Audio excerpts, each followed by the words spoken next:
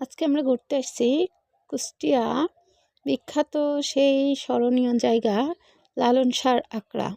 তো এই যে সেই লালন শাহ আখড়া, সেই বড় গেটটা, আর এটা হচ্ছে শেওড়িয়াতে, আপনারা কম বেশি জানেন। তো আমরা আজকে আসছি ঘুরতে।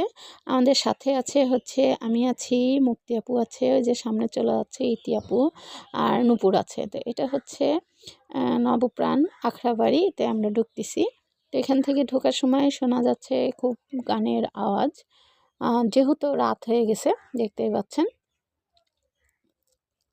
সেই জন্য অন্ধকার।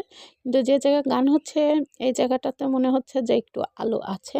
তো এই যে আলো দেখা যাচ্ছে, দেখেন কি সুন্দর। এখানে ক্যান্ডেল এর হচ্ছে করেছে, মোমবাতি জ্বালানোর জন্য একটা ব্যবস্থা করা আছে, মানে ক্যান্ডেল হচ্ছে ইয়ে ক্যান্ডেল দানি যেটাকে বলা হয়।